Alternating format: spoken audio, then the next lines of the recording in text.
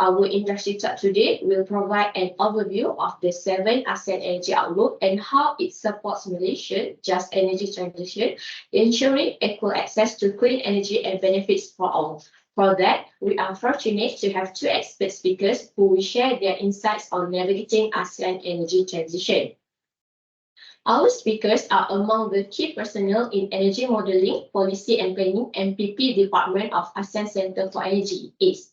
Just to share a bit information about ASEAN Center for Energy, ACE. ACE is an intergovernmental organization within ASEAN structure where it plays a central role in ASEAN energy sector. ACE collaborates closely with energy authorities and ministries in the ASEAN states through sub-sector networks and specialized energy bodies. Together with the ASEAN Secretariat, they implement the ASEAN Plan of Action for Energy Cooperation to enhance energy cooperation. Sustainability and environmental friendliness are key priorities shared among the sub-sector networks programs. MPP department leads the energy research and cooperation activities in ASEAN, especially to implement the regional energy policy and planning, including cross-sectoral issues and support other program areas on the ASEAN Plan of Action for Energy Cooperation, APEC. Among others, the department is responsible for the development of the ASEAN Energy Outlook, ASEAN Energy Database System. A brief introduction of the first speaker, Dr. Zulfikar Yurnaidi, the Manager of Energy Modelling, Policy and Planning, Department of ASEAN Center of Energy East. Previously, Dr. Zulfikar was a project manager of the 7th ASEAN Energy Outlook, Senior Officer of Renewable Energy and Efficiency Department, Senior Research Analyst of ASEAN Climate Change and Energy Project. He holds doctoral degree from Department of Energy Studies, Aju University. Prior to ACE, he was a researcher in Green Technology Center, Korea, focusing on green technology cooperation with partner countries, such as on waste to energy, climate-smart agriculture, water monitoring system, and AI-based disaster response in Indonesia and Bhutan. Prior to that, he was postdoctoral researcher and lecturer in Aju University, working in energy modeling and energy economics. Our second speaker of the day, Ms. Rika Safrina, a senior analyst in the ASEAN Center for Energy East under the Department of Energy Modeling and Policy Planning. A brief introduction about her. Ms. Rika performs research and data analysis related to energy policy, digitalization, and energy transition in ASEAN. She completed her master's degree in science and technology policy at the University of Sussex, the United Kingdom, and her bachelor's degree in informatics engineering from Bandung Institute of Technology in Indonesia. She involved in several projects, including the ASEAN Energy Outlook, the COVID-19 impact on ASEAN energy sector development, the integration of smart microgrid with variable renewable energy and electric vehicle, ASEAN energy investments, and the ASEAN Energy Database System. Without further ado, we will proceed with the presentation by the ASEAN Center of Energy, ACE. Please welcome the speakers to begin, Dr. Zulfikar and Ms. Rika Safrina.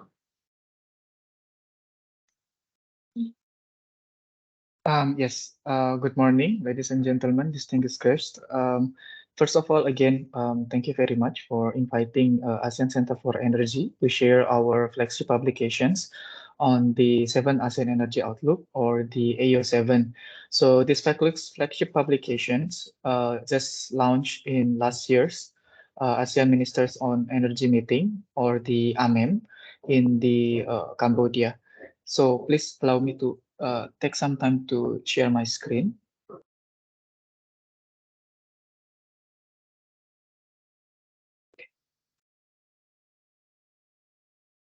So we will have 2 presentations today. I would like to start with a little bit of introductions for the ASEAN Energy Outlook, and maybe a little bit also before that, introduction of ASEAN Center for Energy and what are we doing, especially in representing and supporting the ASEAN member states in the energy cooperation sector.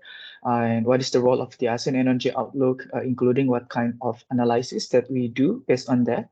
And then I would like to pass the screen to my colleague, Ms. Rika, which will further explain the key results and insights from the ASEAN Energy Outlook before we go into the discussion session. Yeah, so as mentioned, I would like to start with a quick introduction of ACE. We are the organizations under ASEAN that represents the 10 ASEAN member states' interests in the energy sector.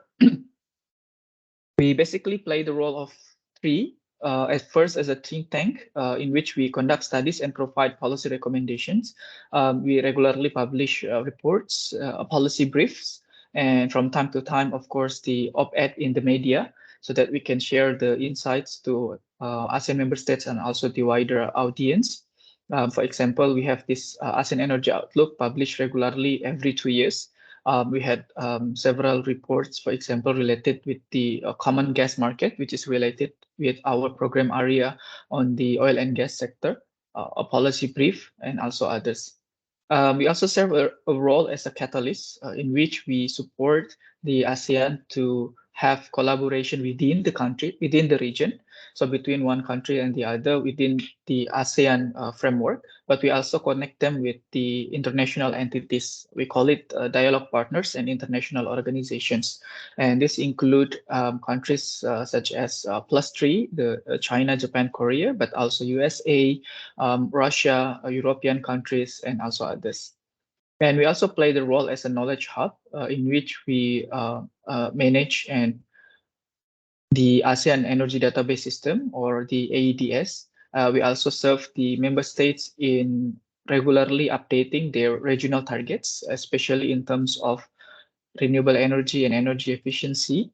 And we also collect the news of the energy for every week, and we call it the ASEAN Energy News Clipping, of which you can visit our website and register, so you can get the updated news related to energy, including in gas sector in the region.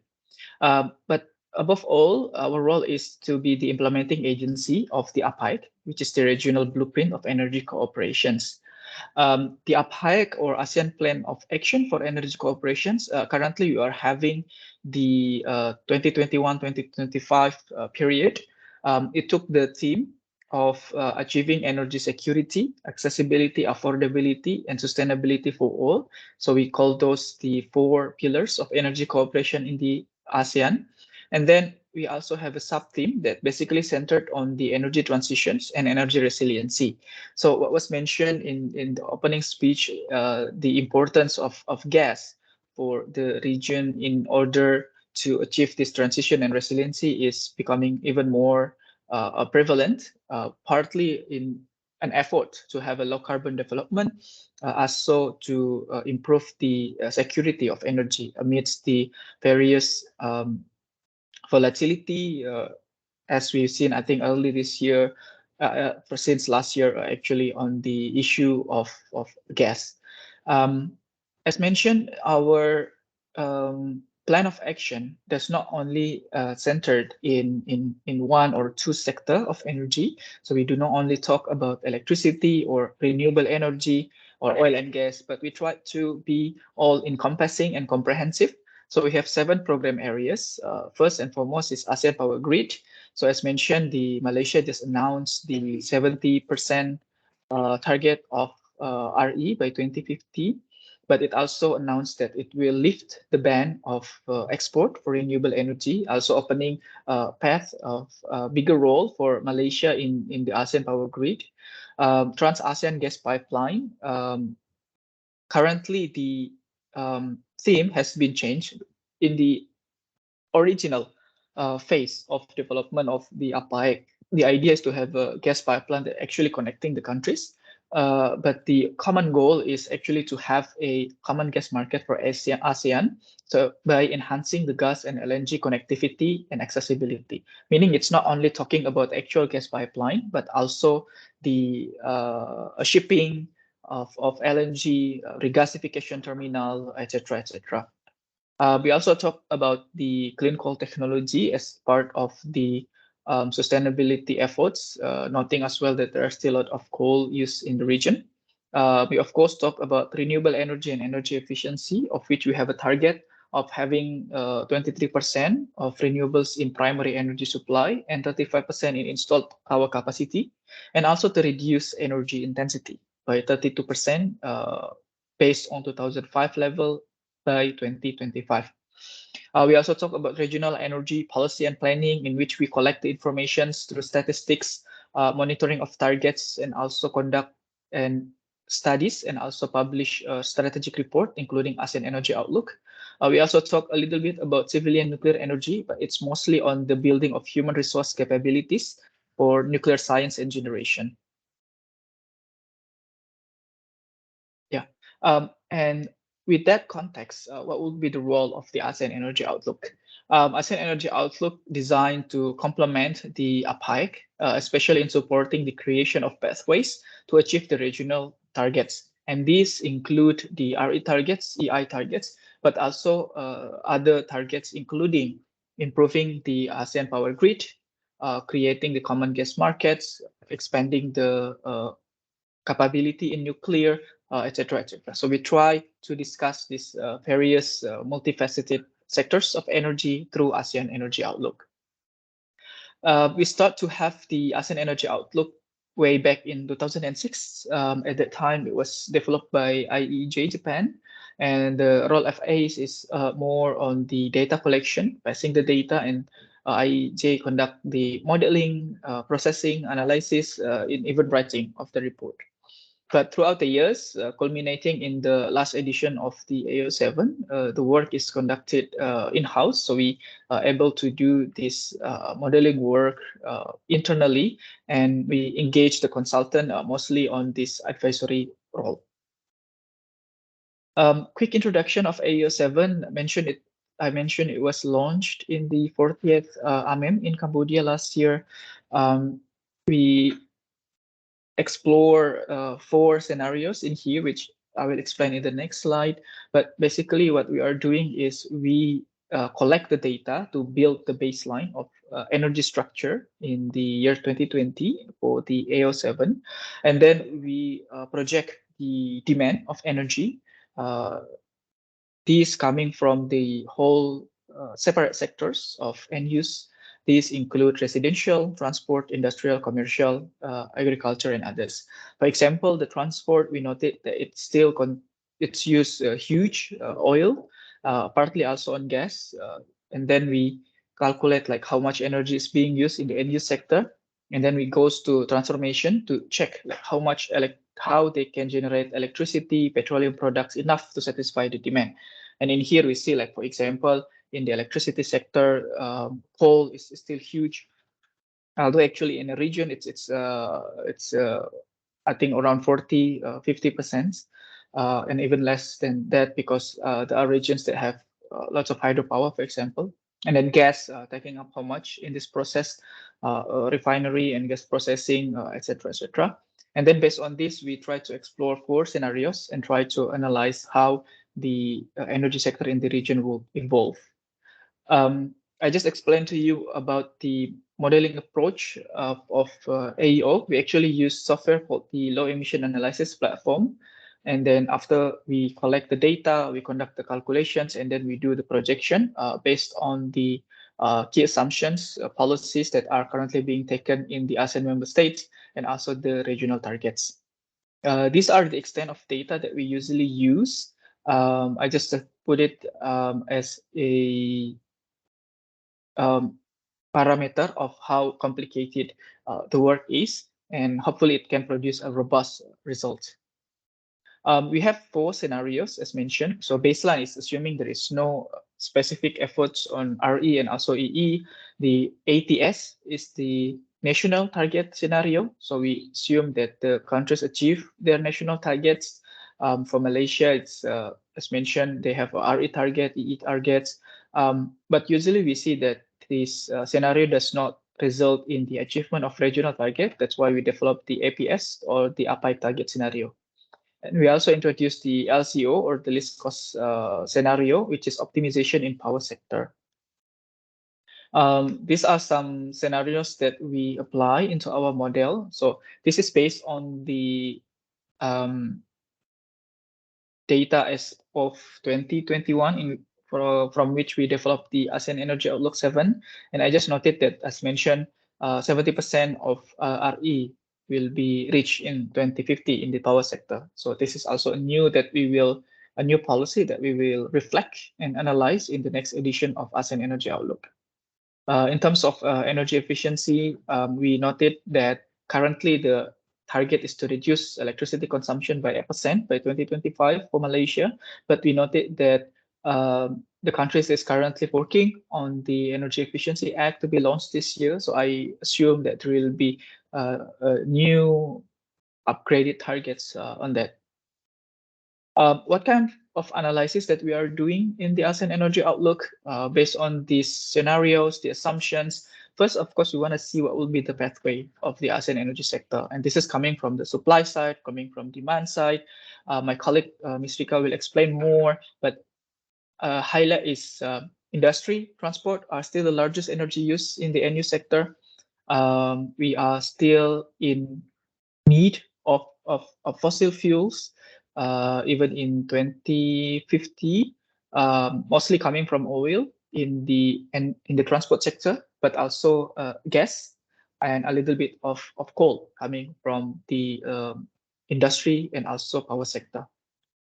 We also do the analysis to monitor and project the achievement of our regional targets. So as mentioned, we have these 3 targets, 2 in RE and 1 in energy intensity. The quantitative targets, we noted that the countries are in a challenge, in a challenging situation, I must say, in achieving those targets, especially renewable energy in primary energy supply. So we try to develop strategies to achieve that. Among those, we assess the technologies and the policies. For example, what would be the fuel shift in the transport, maybe away from the oil, and then moving towards more sustainable fuel, biofuel, electricity or gas, and also what would be the utilizations of technologies and infrastructures, for example, the interconnection, the battery, and also what would be the relations with other sectors of cross-sectoral issues. So as you know, like energy will relate with the environment through emissions, will relate with the agriculture through the land use. So these are the types of analysis that we do, including also, of course, in terms of jobs creation. How will the energy transition impact the economy and also the job creation in the country? So I think I'll stop there, and I would like to invite my colleague, Ms. Rika, to continue the presentation before we give the screen back to our moderator. Thank you. All right. Thank you very much, Dr. Zulfikar, and very good morning, distinguished guests and participants. And thank you for MGA for arranging this opportunity for us to share our AO7 report. Allow me to continue the presentation. This time is more on the findings and recommendations.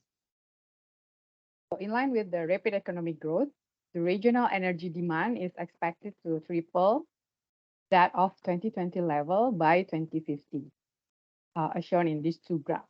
The left graph shows the sectoral energy consumption, while the right side is by fuel.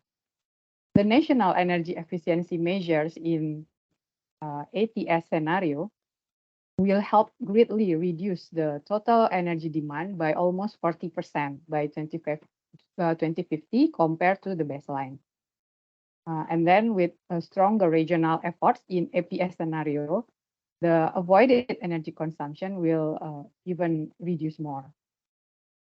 As you can see here, industry and transport continue to be the highest consuming energy sector in the region throughout the projections. Meanwhile, in terms of fuel, oil products remains the largest to be consumed, with 47% share in the 2050 baseline scenario and reduced to 38% in APS in the same year. Following oil is the electricity demand, with all electric appliances and electric vehicles being used increasingly right now. So AO7 produces various pathways of potential energy system in the region in a more realistic way. So energy supply continues to grow 4 times from 2020 level to 2050 in baseline scenario. And then energy efficiency measures could reduce the energy supply to 3 times in APS, 2.7 times in APS, and 2.5 times in LCO scenario compared to the 2020 level. In all scenarios, fossil fuels remain the largest component. That's something that we can see here. And then, but the RE can be observed increasingly slowly to achieve the national and regional targets. The LCO scenario shifted the energy mix away from natural gas compared to APS scenario due to its uncompetitive price. Instead, in the LCO scenario, we see more coal, biomass, and hydro. This produces lower costs, mainly from efficiency in fuel costs and capital costs. And then emerging technologies such as nuclear and storage enter the supply mix, power mix in the energy mix in the LCO scenario. These new technologies have a significant role to provide the baseload energy, especially in the carbon constrained future. In baseline scenario, without significant discoveries or addition to existing production infrastructures and with continuous utilization of fossil fuels, ASEAN will become not importer of natural gas starting from 2025 and coal starting from 2039. With increasing share of RE in the energy mix and the implementation of energy efficiency and conservation measures, ASEAN would remain net exporter of coal during the projection period. Meanwhile, gas net import starts almost similarly in 2025 for ATS and 2026 for APS. Meanwhile, oil net import can be reduced by 26% in ATS and 34% in APS to the baseline in 2050. So it has been noted that such future can also be avoided by increasing the reserves and production capacity. As the needs of installed capacity decrease due to the energy efficiency, clean energy or renewable energy penetrates the power system. This can be seen clearly in the shift of installed capacity from coal and other fossil fuels to all types of renewable energy, geothermal, solar, wind in the short term, and hydro in the long term. LCO scenario is designed with the same level of electricity needed as the IPS, but with lower costs. So coal, bioenergy, and nuclear is more favoring in LCO scenario, replacing natural gas, hydro, solar, and wind. The battery will be installed to balance the supply and load. As part of install capacity target, the regional APAIC target, there is a continuation of national efforts would lead to the achievement of the regional target, but 37.9% of RE in 2025. So it reached the target. It exceeds the targets of 35% by 2025. Meanwhile, in the long term, a maximum of 63.2% can be achieved in 2050, especially in the APS scenario. In terms of investment costs, especially in the power sector, it is strongly impacted by the successful implementation of energy efficiency strategies by end users. The APS scenario and LCO scenario demonstrate the lowest power generation investment requirement in the later years amongst all scenarios, highlighting lower electricity demand brought about by improved energy intensity, particularly in the industry, commercial, and residential sector. LCO scenario can produce an electricity generation system with the lowest investment cost, Cumulatively, during 2021 until 2050, the cost would be around 144 billion US dollar, cheaper than the APS. This is also about 500 billion US dollar cheaper than the baseline scenario. Please note that this is also to keep the APAIC target of 23% RE share in TPS. The cost of electricity production in LCO scenario is also the cheapest among all scenarios. The highest reduction in terms of production cost comes from savings in fuel costs, followed by the capital cost. When we're talking region-wise, it is not complete if we do not monitor the regional energy efficiency and renewable energy targets. The region has aspirational targets to reduce 32% energy intensity based on 2005 levels and to reach 23% RE share in TPES, total primary energy supply, and 35% RE share in solar power capacity, all by 2025. In 2020, the EI reduction reached 23.8%, had a good progress due to the economic contraction caused by the pandemic. Continuing the national targets, AMS would not be, as a member states would not be able to reach its 2025 target, leaving about 2.8% gap to reach the target. In the long term, the region is projected to reach 38.6% in APS and 46.7% of EI reduction in APS. It is interesting to see also that the cost-efficient power system in the LCO scenario can achieve a higher EI reduction in 2050. Meanwhile, among increasing RE share in install, although increasing install capacity is expected to reach the target, but RE share in TPS has a little bit slow in terms of reaching its target. The national policies would result in 17.5% of share in 2025. So there is about 5.5% gap to the regional target. So this progress should be accelerated, requiring more innovative measures to increase renewable energy, especially in end-use sector.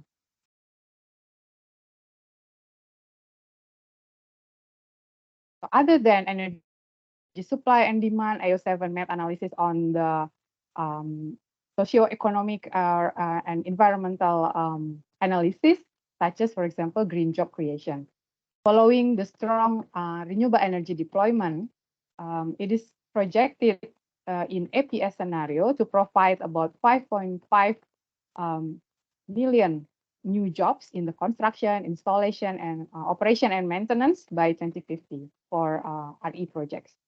About 67% of this would be involved in the hydropower plants, following by 19% solar power plants, and 10% in geothermal power plants. RE job creation in other scenarios is significantly lower due to the lower renewable plant capacity additions, about 4.5 million RE jobs for ATS and 3.2 million jobs for the LCO scenario. This job addition will be dominated by Vietnam and Indonesia. Among other secondary analysis in AO7, we also analyzed the greenhouse gas emissions projection and the land use for biofuel to address energy climate and also energy land food nexus. In 2050, the annual greenhouse gas emissions from energy system would reach 6.7 gigaton CO2 equivalent in baseline scenario. This is without international transport. The amount is reduced along with energy transition, with more than half in APS to 2.9 gigaton CO2 equivalent, mainly from power sector. In terms of land use for biofuel, about 8.8 million hectare of land is required to produce biodiesel, assuming from oil palm, and 2.3 million hectare for bioethanol, assuming from sugarcane, or in total, about 2.5% of the all ASEAN member states land mass. Biodiesel reduces while bioethanol increase in ATS scenario due to the energy efficiency measures reducing oil needs in transport sector. So the analysis showed that although there were progress in 2020, accelerated efforts are required to reach the EI reduction and RE targets of ASEAN. And how to do that? So there are some policy recommendations. In power sector, it is crucial to ensure the renewable energy penetration that goes beyond capacity and get translated to higher generation. All the renewable energy options should be optimized according to cost marginality. For variable renewable energy, the storage should be developed. The storage system should be developed. And then also grid modernization and interconnection towards stability, flexibility, and resiliency is also key. In the end-use sectors, energy efficiency is a must, ranging from increasing fuel economy and promoting energy efficient appliances and better demand management. Electrification should be pursued, such as in the transport sector, electric vehicle, electric cook stove, and so on. And fuel shifting to more use of bioenergy and solar heating. Navigating secure and resilient energy transition should be the theme of the region. All technology and policy options should be assessed in a comprehensive way, including efficiency, resource and materials availability, and of-life management. So the IO7 report can be downloaded for free from our website. You can scan here the barcode here or go to this link to download the report. And lastly, I would like to promote our upcoming event in Bali in August 2023 about ASEAN Energy Business Forum. This is an annual conference and exhibition held in conjunction with the ASEAN Ministers on Energy meeting. In 2023, ACE is organized ABF, will be hosted by Ministry of Energy and Mineral Resources of Indonesia. The details is here, like the location is in GNDCC Nusa Dua Bali, and there are several activities or events during sub-events during this big event, such as opening ceremony, main conference, side events, the Cleaner Energy Future Initiative for ASEAN, Green Transport Rally, Business Matchmaking, Exhibition, Minister CEO's Dialogue, Business to Business Meeting, awarding ceremony. Also we will conduct the academia academic conference on energy environment, and there is also golf tournament. That maybe perhaps something Malaysian Gas Association and its members are interested to join. If you are interested, please email to this address info.abf@aseanenergy.org. With that, I end my presentation and are very welcome for any questions. Thank you.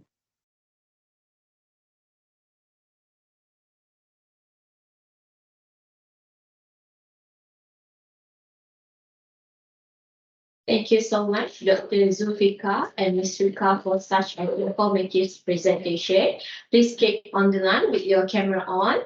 Ladies and gentlemen, I hope you get your questions ready. For those who have questions, may post them in the chat box. The moderator will pick them up during this session.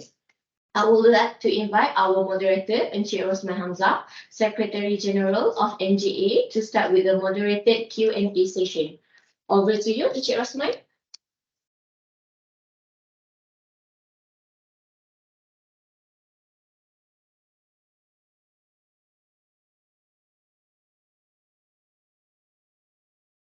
Hi, thank you, Zulfikar and Dr. Zulfikar and Rika for quite informative explanation towards the Asian Energy Outlook. I think you have already presented this for quite a number of audience in Malaysia, and hopefully we don't get the same questions over and over again. Okay, so just to start, we already have questions on the board. Which I think is very relevant in terms of overview of the Asian Energy Outlook. So instead of starting with my questions, because I think you already answered some of my questions in the slides before, because it was very well presented, very comprehensive. But I will straight away go to the questions which is on the chat. One of the question is coming from, actually there's two questions coming from Tuan Haji Rahim. He's from Petronas. What you call it, part of the strategy group in Petronas. I thank you, Tuan Haji Rahim, because you also, and there's quite a few people from your team who also joining this session. So his question is, ASEAN economies are moving at different pace and scale.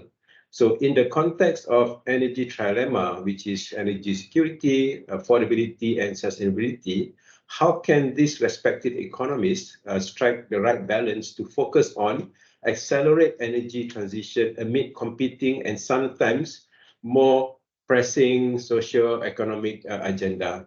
One of you want to answer this?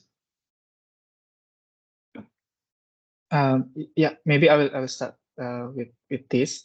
Yeah, I think as you mentioned here, energy trilemma. In our side in ASEAN, we use quite similar. So security, affordability, accessibility, because many countries in the region are still in need of energy access, but also sustainability. So we think like all these four are very important.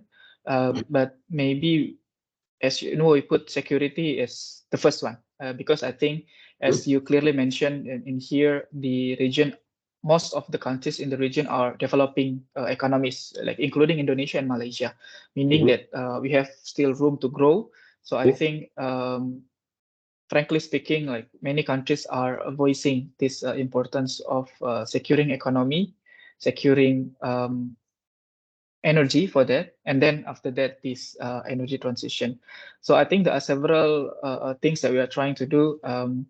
And first, of course, is to ensure that the energy transition is having positive impacts to the economy. Like, for example, we noted that for energy transition, we need to have a phase out or phase down of coal. Okay. And there are many efforts of that. But what we need to do is to ensure that the economy that is currently still built on coal, coal workers, coal producers, and also the current power plant that still have long lifetime, need to be transitioned out in a just way. So this is the role of, for example, in Indonesia and Vietnam, we are working with the ADB, US, and others through the Energy Transition Mechanism, JETP, to find out how this process can be done in a economically sound manner. Also, for example, how is the utilization of natural gas, clean coal technology, so that we can still continue our growth while at the same time try to reduce the energy emission. I think the third strategy is, of course, in how we can be part economically of this energy transition, meaning how we can transform our economy into hub, for example, industry hub for electric vehicle, for solar panel, like Malaysia is currently doing, and other of this clean technology, so that we can utilize it as the new engine of growth of the economy. So those three are some of the strategies that I think can be good for the region. Okay. Yeah, if Ms. Rika wants to add. Yeah. Yeah, thank you.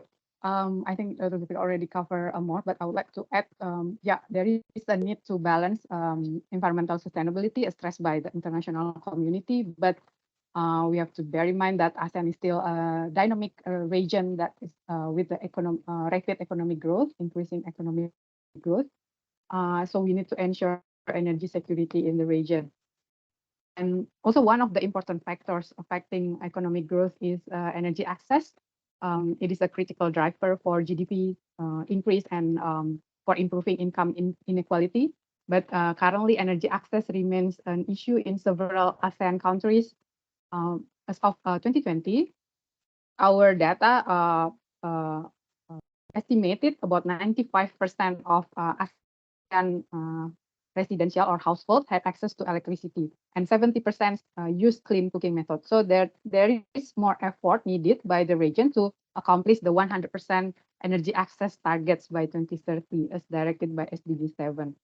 So there is a need for to balance energy security and energy affordability and energy access to wider citizens of ASEAN, especially in the remote islands. Yeah, because ASEAN countries consist of island and remote areas.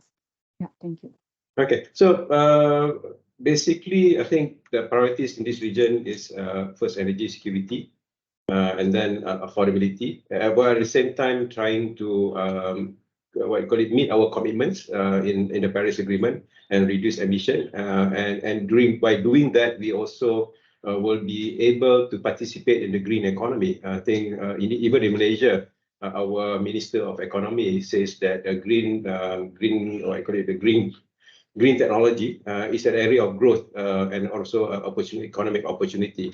This then brings, because we keep talking about energy security, how important it is for the ASEAN country in order for us to ensure that we have our sufficient energy for our socio-economic development. So we have indigenous coal, which you say that it will be sufficient until 2050 at the current rate that we are harvesting it. But the immediate concern or the near-term concern is basically gas. ASEAN has always been relying to our indigenous gas, but by 2025 it will be a net importer of gas. So we already have the ASEAN Plan of Energy Cooperation, APEC, basically to foster the collaboration between the ASEAN countries. So how do then the ASEAN country work together in terms of ensuring sustainability of the gas supply, ensuring that gas supply remains a reliable and affordable gas supply to the region, considering that we will become a net importer in 2035?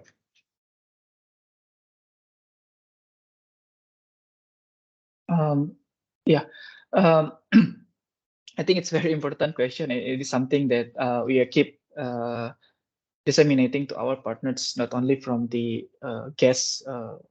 So maybe just to brief also, like in ASEAN, the discussion in the gas sector is handled by the ASCOP, which is the specialized energy bodies from the oil and gas utility in the region, including Petronas of Malaysia, Pertamina Indonesia, etc.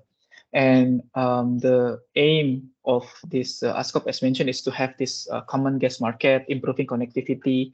And I think one of the reason why we want to push this energy connectivity is to create a stronger resilience first. So like, for example, if we have some issues in one another, then we can, help each other as a region. Second, I think, this is basically the dream, the vision is that by combining the ASEAN market into one big sub-region market, it will create some sort of economic bargaining positions that we can use to negotiate in securing our gas supply. Like for example, the simple analysis in here is that when you buy a gas of 1 MMBTU with 1,000 MMBTU, the price will be different. So by having this regional cooperation, one sound, I think it will be very helpful for the region to have a better security in terms of gas in the future.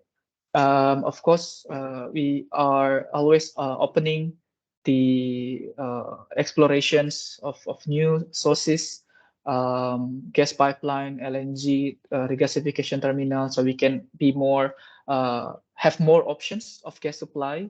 And with that, of course, we have more security. Maybe as noted by Ms. Rika previously, the analysis is based on the same trend, meaning there is no new explorations. So it can be changing if we have new sources coming.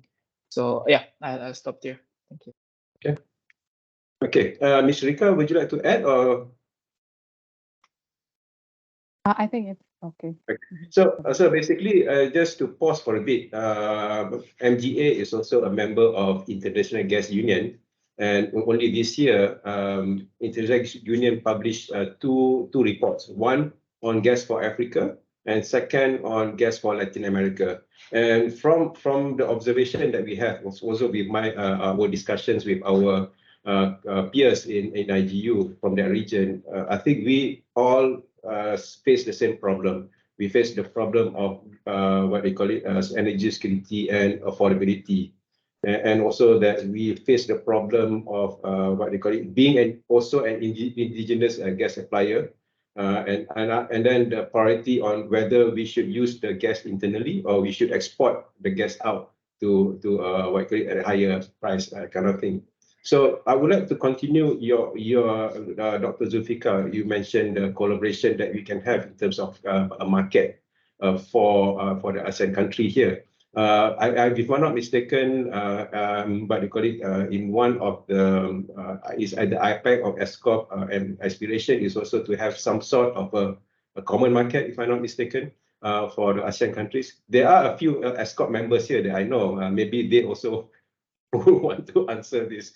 What is the progress of the so-called gearing towards a common market, and would a centralized regional gas market hub helps ensuring gas supply and affordability in this region?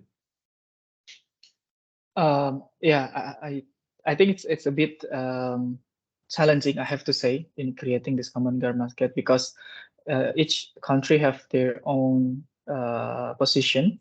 For example, if you're exporting countries, if you're importing countries, your position might be different. Priority also will be different, and the level of development, access for gas import, whether they have pipeline or not, whether they have regasification terminal or not, will place one countries to the others in different. But we keep pushing. Like for example, we have this. Actually, it's on petroleum, APSA, the ASEAN Petroleum Security Agreement, which on that we actually plan to have this regional reserve of petroleum crude oil. But it has been a bit of a challenge in terms of agreeing on the details of where it will be placed, how it will be used for the countries. And I assume similar thing might happen in the gas sector.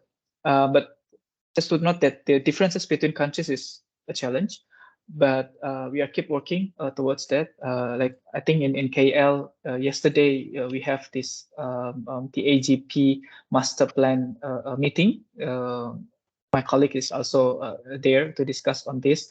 So basically what we are trying to push is to revamp. We had the study of the AGP before, but it's a bit outdated. So we are currently planning to update that, so we have more a clearer idea of how we go towards the AGP and common gas market moving forward in terms of a roadmap. So hopefully that can be utilized for the member states in realizing this common gas market in the region. So it's challenging, but we keep pushing towards that. Okay. So I actually invite any of the NGA members who have more visibility in terms of the common market in Malaysia to also participate with your comments here. Let's keep this conversation going as lively as possible. I would like now to go back to the chat where Eileen is asking about bioenergy. Just to inform that MGA also have a task force on emerging gases, where this task force is also focusing on hydrogen and also on biogas. For hydrogen, we have already participated in the what they call it in drafting the hydrogen economy and transition roadmap, which the committee has already presented to the Prime Minister. I think early this week or last week, which we hope to be launching in June. On the biogas side, we are working with the Ministry of Plantation to basically see how we can actually what they call it try to how to monetize the biogas, because a lot of biogas are stranded because it's far away from the nearest either grid or the nearest consumer. So the question on the bioenergy from Eileen is bioenergy is becoming an important component of RE. This can result in competing requirements for land use with impact to existing forest and agriculture, impacting existing carbon sink and potentially food security. So how is ASEAN as a region looks to manage and or cooperate in this manner and to ensure that the transition to bioenergy is sustainable? Perhaps I can start. Yeah, as mentioned in my presentation, we have in our AO7 we project that in the land use for biofuel will require about 2.5% of the all ASEAN land mass. So it's really yeah, we can see it's not really significant, like only 2.5%, but still we need to maintain its yeah sustainability of biofuel bioenergy production.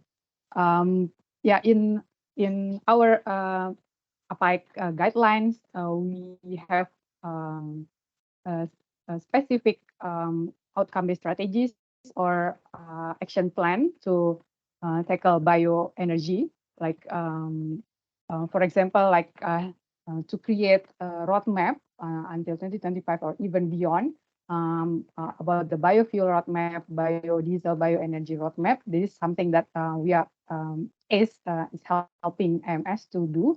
And I think the roadmap is about to publish soon. So yeah, this kind of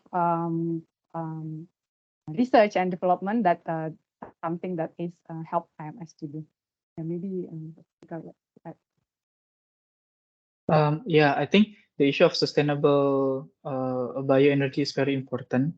As mentioned by Srika, I think we need 8.8 up until 10 million hectare of land is required by 2050 for our biofuel. But as comparison, I think the total land area of ASEAN is like around 450 million hectare. So that's actually like 2% of the total area.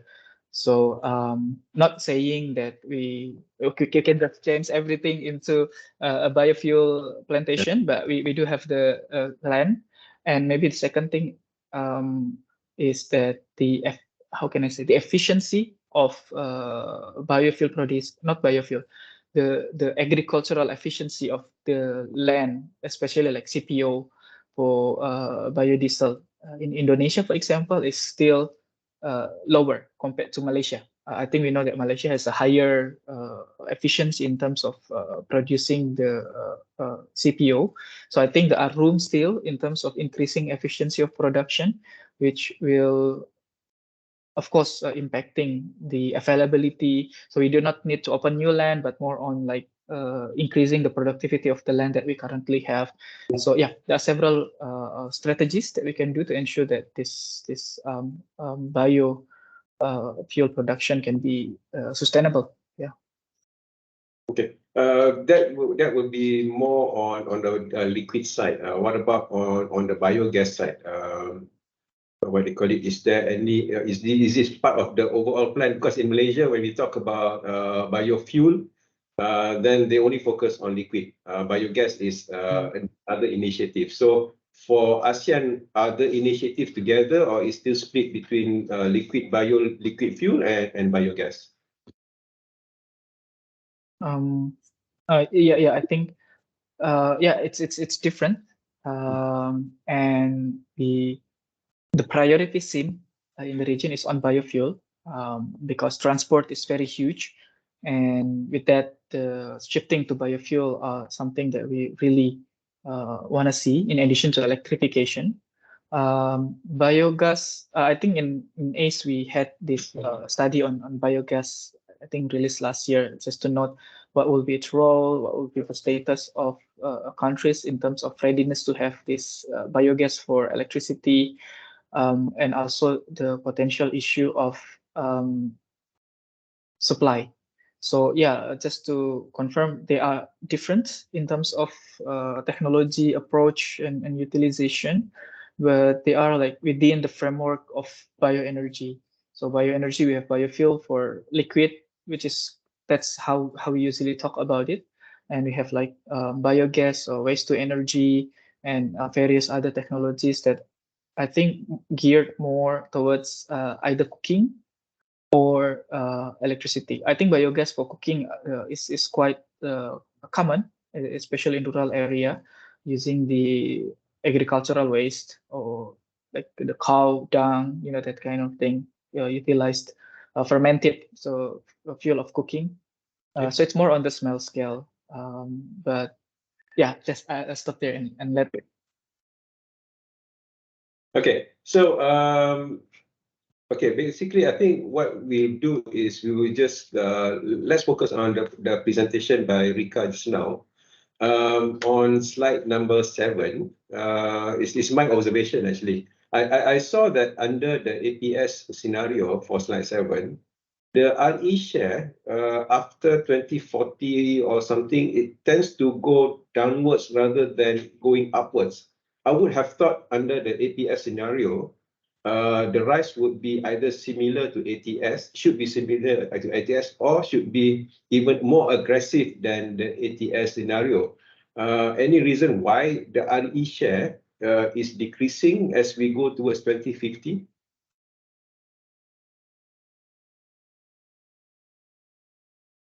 Yeah. Yeah, I think you mentioned about this one, right? This graph. Yes.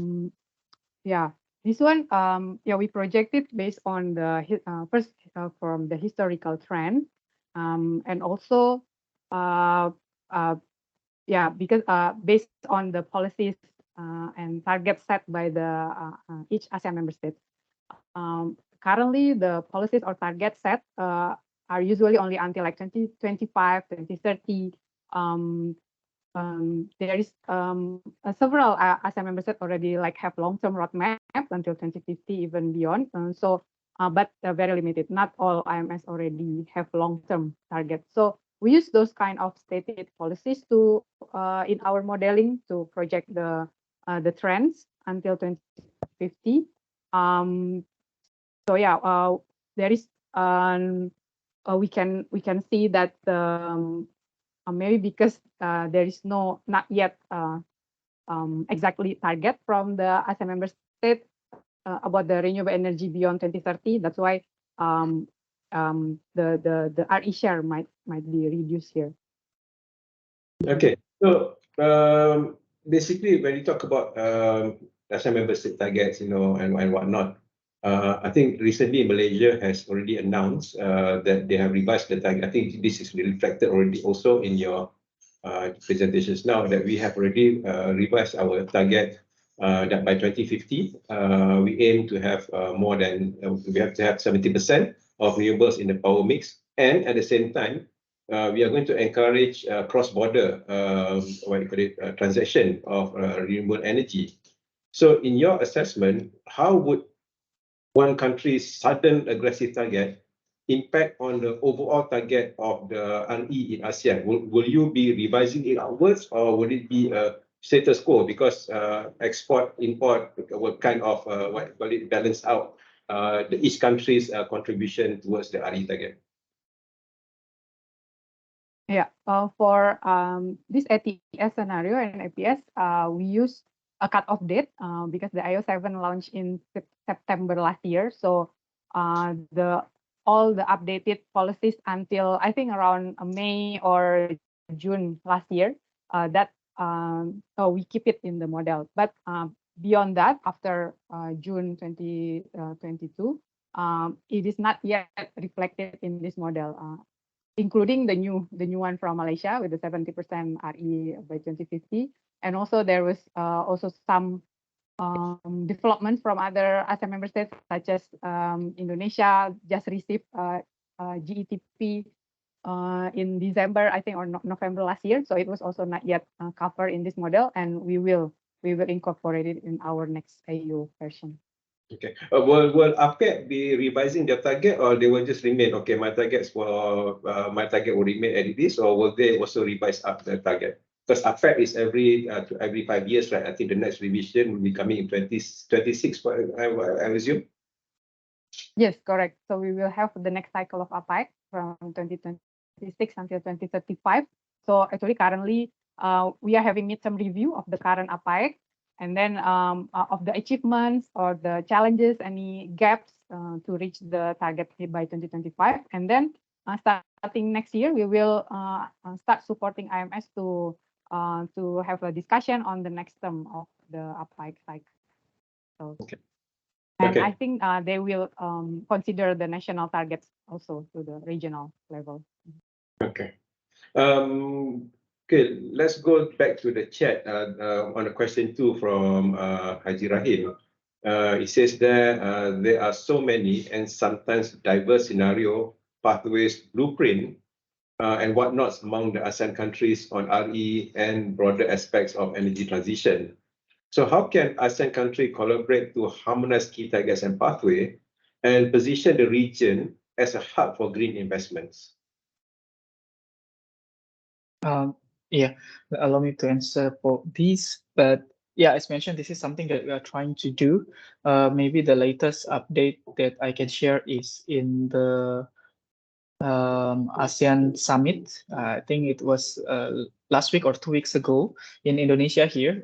There is what we call the ASEAN Declaration on EV ecosystem, I think. So this is like one of the efforts of the regions. And in the declaration, what was mentioned is the leaders noted the recent progress and trends of energy transition and declare that they will push towards having the region as part of the EV ecosystem hub. And this, of course, include strengthening the capacity of production, among others. So that's one of the efforts towards that. And I think other than that, we also noted that there are various initiatives related with green and climate. What we see is actually there is sometimes like imbalance between the finance and the project. So finance people usually say that they cannot find the good projects that in line with their criteria. Meanwhile, on the ground, we see that, okay, there are a lot of projects on REEE, but they cannot connect with the funder. And to support that, to connect that, ASEAN is currently developing what they call the sustainable taxonomy. So in here, taxonomy is like they have the framework to define types of projects from the factor of sustainability. And it is, hopefully, it can assist both the users and also the financiers in connecting the projects that are in line. So using this taxonomy as interface between the projects and the financing.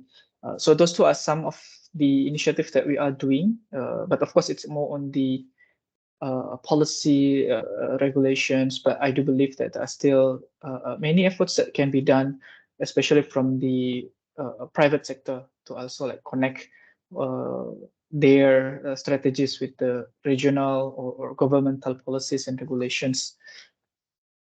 Okay, you mentioned private sector. So how can private sector participate or help ASEAN Energy Center in terms of coming up with reports, that kind of thing? Because one of it would be to participate on your ASEAN business forum, in Bali, right? In my mistake, is it in Bali? Yes, yes. In Bali. Yeah.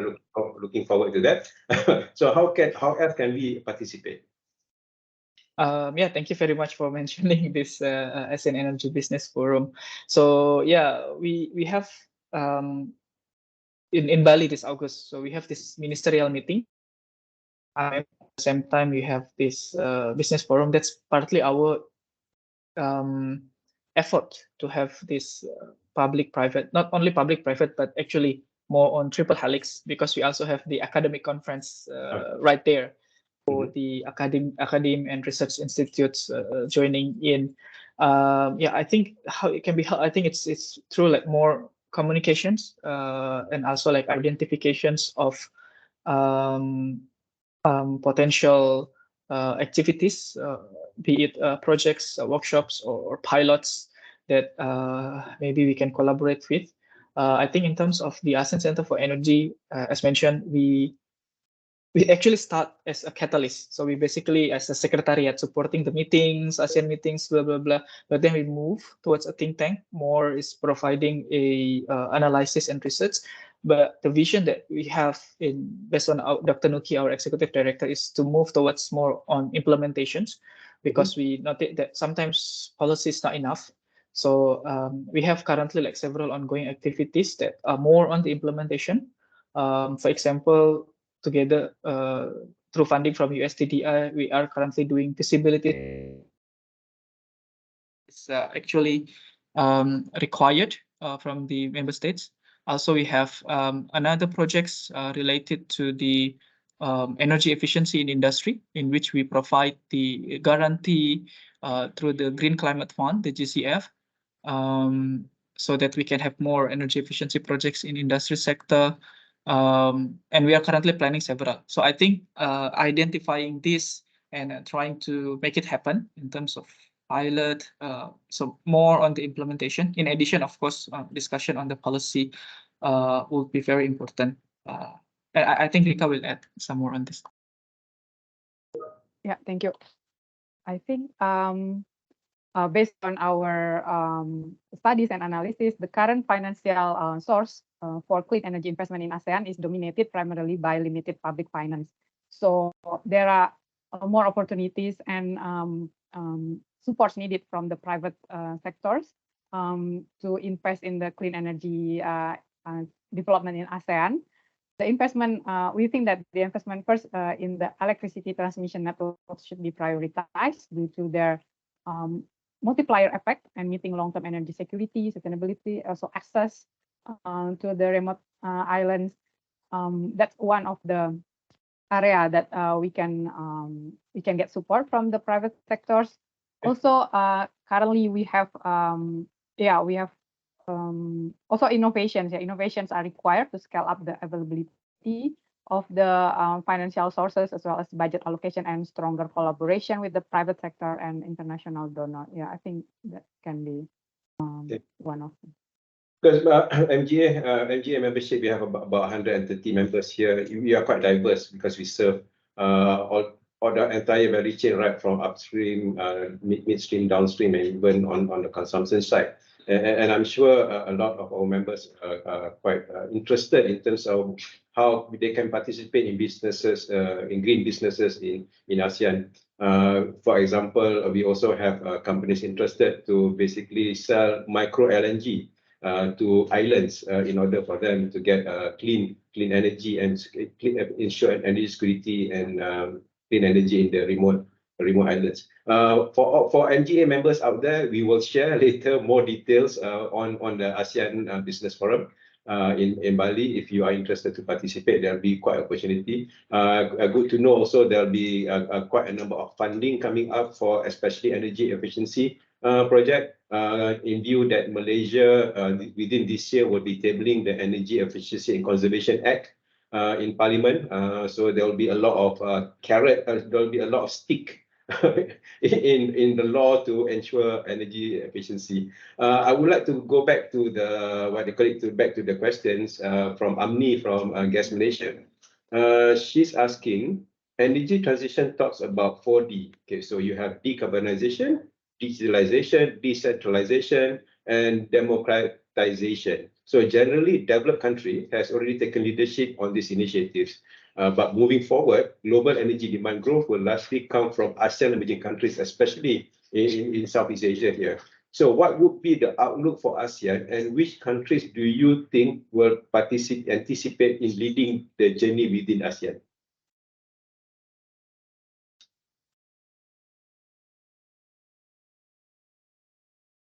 I think Thailand has this same exactly the name of the policy for this. I think they mentioned to us about therefore these policies on decarbonization, digitalization, decentralization, and democratization. Although Thailand has quite a longer target for net zero, it is by 2065 compared to other ASEAN member states. Most of them set the target by 2050. But Indonesia by 2060 or sooner if they get support, and Thailand by 2065. So yeah, this target set by net zero target set by the ASEAN member states shows their interest and ambitions for decarbonization. But then, like for example, Singapore has a target to achieve, I think, 50% of hydrogen mix in their power hydrogen in their power mix by 2050. So maybe this is something also that can be replicated to other ASEAN member states by helping hydrogen supply chains to Singapore, maybe using resources from Malaysia or Indonesia. One target of ASEAN member states can help to improve also the economic and energy targets of other ASEAN member states.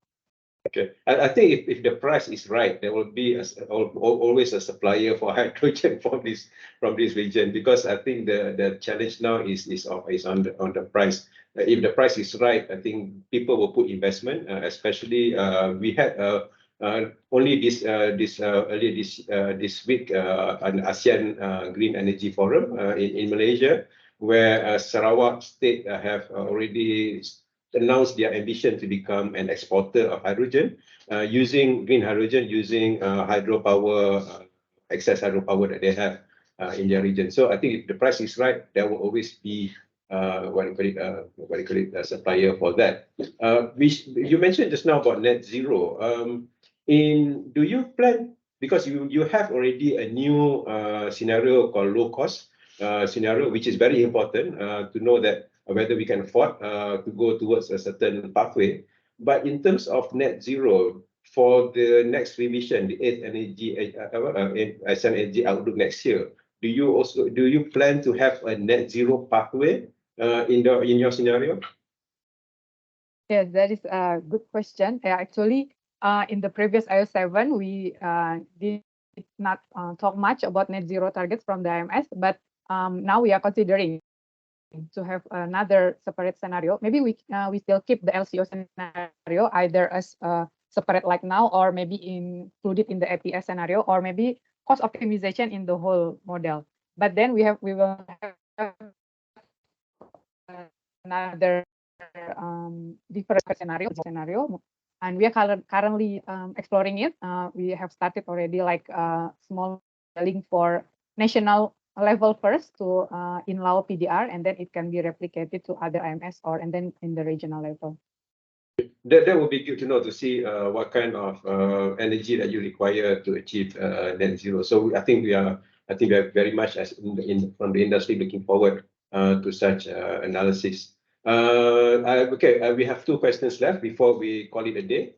Next question is from Encik Razak Sain. He's the leader of our Regulatory and Government Affairs Working Committee.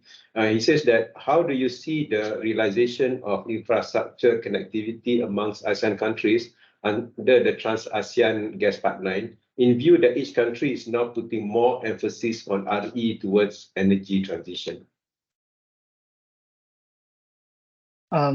Yeah, I think it's a very interesting and challenging question at the same time, because maybe one thing that is clear is that in terms of financing, it's currently moving away from the fossil fuel, more on the renewable energy, as correctly mentioned by Encik Razak.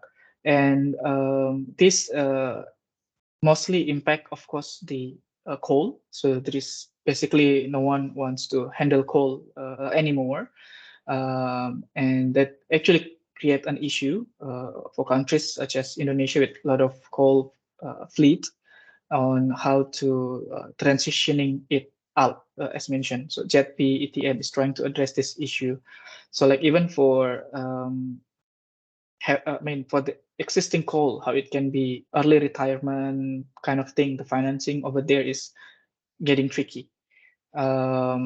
It also impact for some portion the oil and gas industry. Like for example, US is investing into expansion of one refinery in Indonesia, and there are a bit of negativity in terms of comments from the environmentalists on that. Like, why are you still funding that? But this is not even coal. So the fact is that in terms of financing, it becomes more challenging.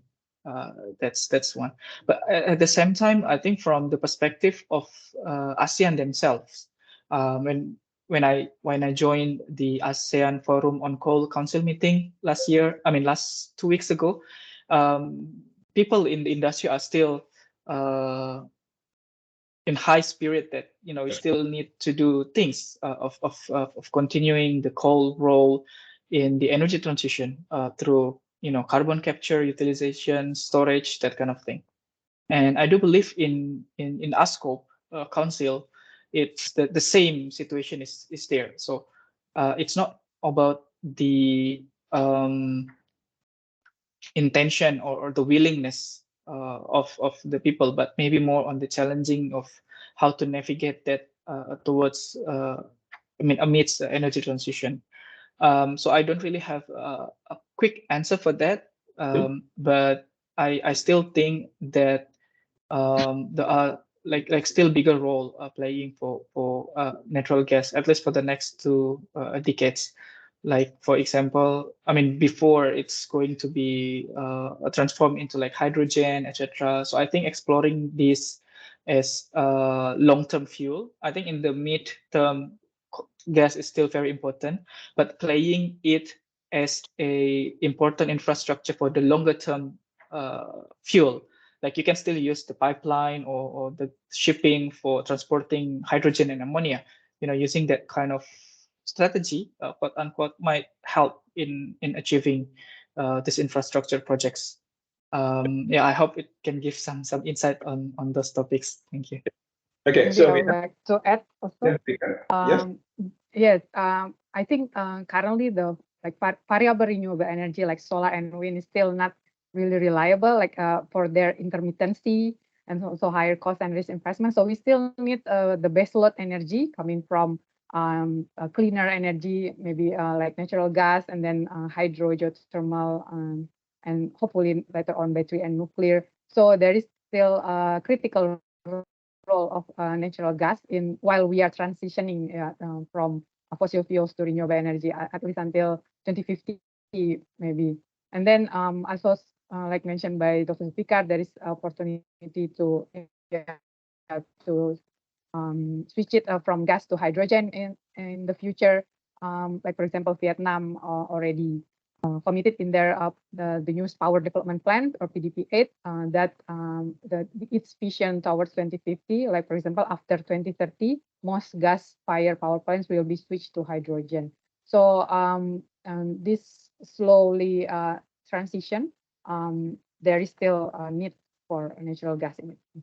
Okay, I would love to continue the discussion of hydrogen, geothermal, and nuclear power plant, but unfortunately we only have about 5 minutes left. So I quickly jump to the last question here, the very last question from Yazid Jafar. He's the CEO of the Malaysian Petroleum Resources Corporation.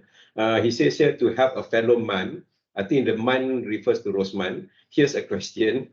What are the impacts of green jobs to the overall jobs in the energy sector in the region in the mid-term transition and long-term? Would there be a net job decrease? The toughest question to you, the last question and the toughest question.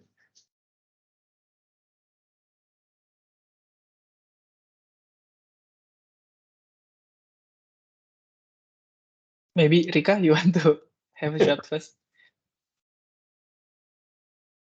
Oh yeah, currently in the IS7, we only projected the RE jobs created based on the projection, but we haven't considered yet like the job loss coming from the fossil fuels when the power plants close, the phase down and phase out coal. So the net job analysis, I think, something that we will do in the future in our analysis. Yeah. Okay.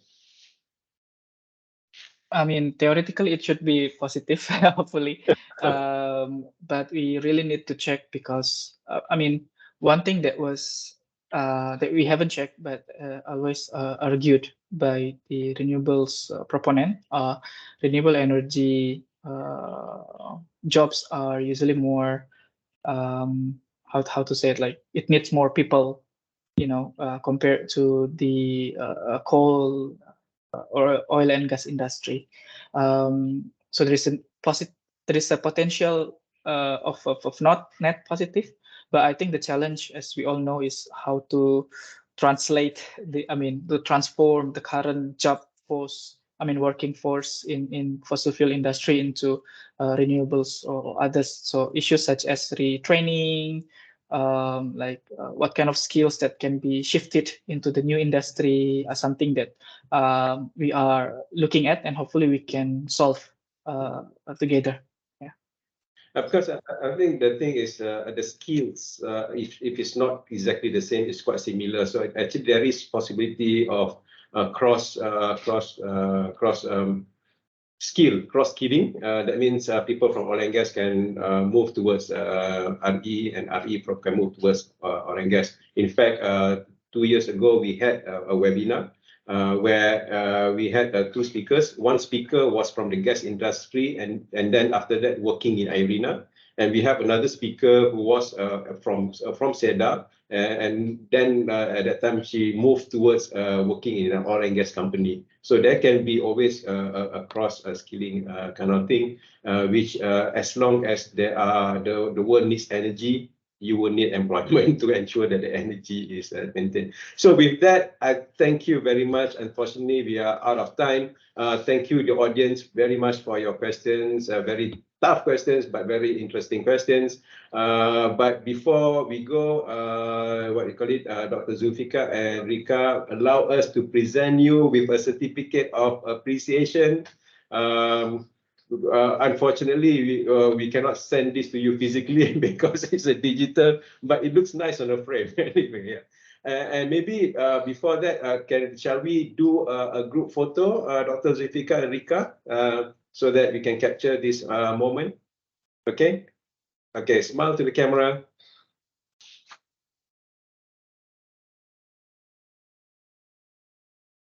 The secretary. Okay, yeah, okay, it's done. So we have the photo.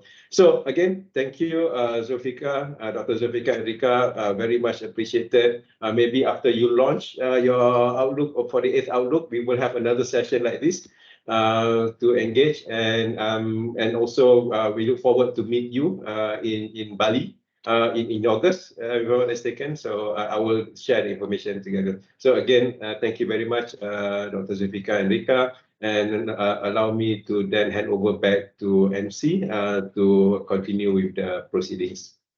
Thank you. Thank you. Thank you very much.